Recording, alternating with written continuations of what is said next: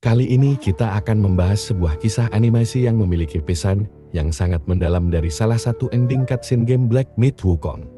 Game Black Myth Wukong memiliki banyak cuplikan cerita yang memiliki makna yang dalam tentang kehidupan manusia. Salah satunya adalah kisah sosok monster dan keserakahan manusia berikut ini. Cerita diawali dengan para nelayan yang sedang melaut di lautan. Tiba-tiba para nelayan menemukan sosok misterius yang sedang mengambang di lautan. Tanpa pikir panjang, para nelayan pun memutuskan untuk menangkap sosok misterius tersebut menggunakan jaring nelayan. Sosok misterius itu tampak begitu besar dan menyerupai labi-labi. Sesampainya di daratan, para warga penasaran melihat sosok misterius yang belum pernah mereka lihat sebelumnya. Desa tempat para nelayan itu tinggal merupakan desa nelayan yang sangat miskin. Para warga mayoritas berprofesi sebagai nelayan. Warganya juga hidup serba kekurangan dengan berbagai penyakit dan kelaparan yang melanda desa nelayan tersebut. Ternyata monster labi-labi yang sebelumnya ditangkap oleh nelayan tersebut masih hidup. Sebagai bentuk terima kasih kepada para nelayan dan warga desa yang telah menolongnya, monster labi-labi itu kemudian menggores badannya sendiri dengan kukunya yang tajam. Tanpa terduga, tiba-tiba keluar banyak mutiara dari bekas luka di tubuhnya. Melihat mutiara yang muncul dari tubuh monster tersebut, para warga di sekitar langsung terkejut. Tak hanya itu saja, monster labi-labi itu juga memperlihatkan keajaiban lainnya. Ia mengambil serpihan kuku dari tangannya dan memberikannya kepada anak yang sedang sakit-sakitan. Seketika penyakit dari anak tersebut langsung sembuh dan sehat seperti sedia kala. Ingus dari hidung monster labi-labi ini bisa membuat wanita-wanita di sekitarnya jadi awet muda dan bebas dari penyakit kulit. Dan yang paling menakjubkan adalah ia mampu membuat angin topan di lautan yang membuat semua ikan-ikan di dalamnya berhamburan terbang dan terlempar ke daratan. Dalam sekejap, monster labi-labi ini berhasil menyelesaikan semua masalah yang ada di desa nelayan tersebut. Mulai dari kelaparan, kemiskinan, hingga penyakit yang melanda desa tersebut. Para warga yang melihat kekuatan dan kesaktian dari monster labi-labi ini langsung memutuskan untuk membawanya ke atas bukit. Di sana, para warga membangun sebuah kuil tempat pemujaan monster labi-labi tersebut. Kini monster labi-labi mulai dipuja oleh warga layaknya dewa. Hari demi hari berlalu, para warga semakin rutin mengunjungi kuil tempat monster labi-labi tinggal. Kini desa telah berubah menjadi makmur. Para warganya hidup serba berkecukupan dan tidak ada lagi yang menderita kelaparan dan kemiskinan. Monster labi-labi tersebut juga hidup dengan santai menikmati persembahan dari para warga yang datang menghampirinya. Suatu malam, para warga mengadakan upacara persembahan kepada monster labi-labi. Meja persembahan dipenuhi dengan makanan untuk persembahan kepada monster labi-labi. Para warga yang hadir juga terlihat berdua bersama mengharapkan mukjizat dan keajaiban dari monster labi-labi. Seperti biasa, monster labi-labi akan menggores tubuhnya dan mutiara yang keluar akan ditampung oleh petugas. Petugas juga mencatat dan membagikan mutiara kepada para warga dengan adil. Di balik kerumunan warga yang sedang mengantri, terlihat seorang pria yang sedang melihat ke arah mutiara yang keluar dari tubuh monster labi-labi dengan tatapan yang aneh.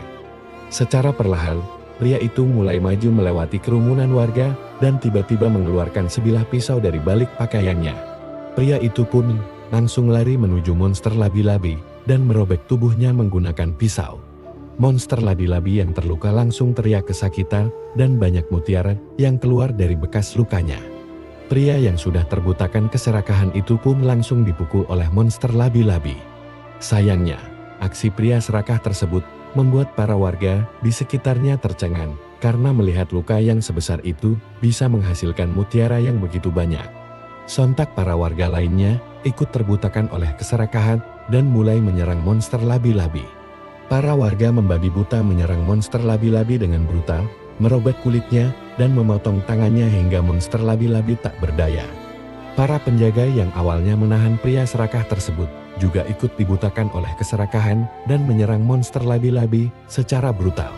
Tak hanya mutiara saja yang keluar dari tubuhnya, banyak perhiasan lain dengan ukuran yang jauh lebih besar keluar dari tubuhnya. Bahkan tulang dari monster labi-labi juga berubah menjadi permata dan diambil semua oleh para warga desa yang sudah dibutakan keserakahan. Malam persembahan yang harusnya menjadi sarana bagi monster labi-labi untuk berbagi keajaiban kepada warga desa seketika menjadi malam tragedi yang tak terlupakan. Setelah malam yang mencekam itu, kondisi desa perlahan mulai berubah. Para warga desa mulai meninggalkan desa tersebut hingga terbengkalai. Kemanakah para warga desa? Tentunya mereka akan meninggalkan desa yang sudah tidak ada harapan dan pergi ke tempat lain dengan harta banyak yang sudah mereka kumpulkan dari mengorbankan monster labi-labi. Desa yang sebelumnya sudah makmur terlihat hancur, berantakan, dan terbengkalai. Ternyata, sosok monster labi-labi tersebut masih hidup. Monster labi-labi tersebut terlihat sedang duduk di tepi pantai dengan kondisi yang sangat mengenaskan. Hampir seluruh bagian tubuhnya sudah hancur. Saat sedang merenung, datanglah seorang biksu bernama Jin Chanzi yang ternyata adalah teman dari monster labi-labi.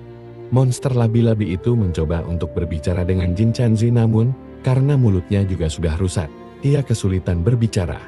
Namun saat disuruh untuk bicara yang jelas oleh Jin Chanzi, monster labi-labi itu mengatakan bahwa sekali lagi ia berhasil membuktikan kepada Jin Chanzi bahwa manusia adalah makhluk yang jahat dan serakah. Ternyata nama sebenarnya dari monster labi-labi itu adalah Huang Mei. Keduanya memang berteman, namun mereka memandang manusia dengan cara yang berbeda. Huang Mei percaya bahwa sifat alami manusia sebenarnya adalah jahat. Sebaliknya, Biksu Jin Chanzi percaya bahwa sifat alami manusia itu baik. Sehingga keduanya membuat taruhan, dan Huang Mei pun merubah wujudnya menjadi monster labi-labi dan berpura-pura ditemukan dan diselamatkan oleh warga desa nelayan yang miskin. Pada akhirnya, Huang Mei memang memenangkan taruhannya dengan Jin Chanzi, namun harus berakhir terbunuh oleh keserakahan warga desa. Namun, sebenarnya yang Jin Chanzi maksud adalah seharusnya Huang Mei tidak memilih akhir seperti ini dan harusnya Huang Mei bisa menghindarinya. Huang Mei bisa saja memilih desa yang tidak terlalu miskin, sehingga warganya tidak terlalu serakah.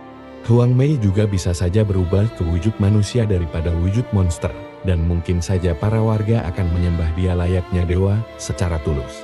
Jika mutiara dan perhiasan lain tidak diberikan dengan cara yang harus melukai diri sendiri, maka para warga juga tidak akan melukainya.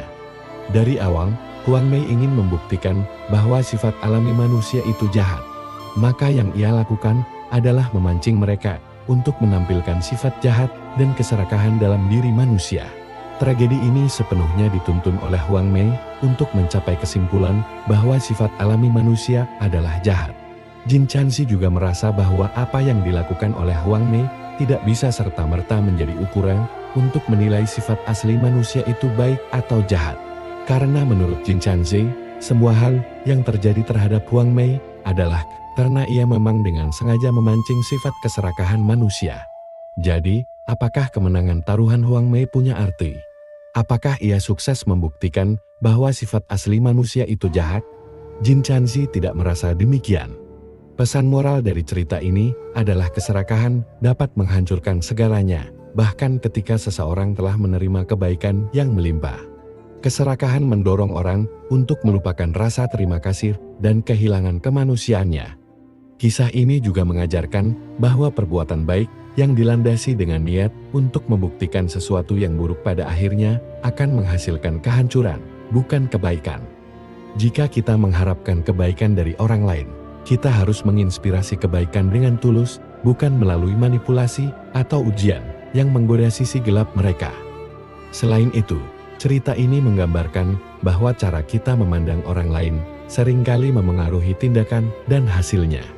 Huang Mei yang sejak awal melihat manusia sebagai makhluk serakah dan jahat, akhirnya malah menciptakan situasi yang memperlihatkan sisi terburuk dari manusia. Dan begitulah akhir cerita dari cuplikan cutscene game Black Myth Wukong yang memiliki makna yang begitu dalam. Bagaimana menurut kalian? Tulis pendapatmu di kolom komentar ya. Jangan lupa untuk like, komen, dan subscribe untuk konten menarik lainnya. Sampai jumpa di video berikutnya.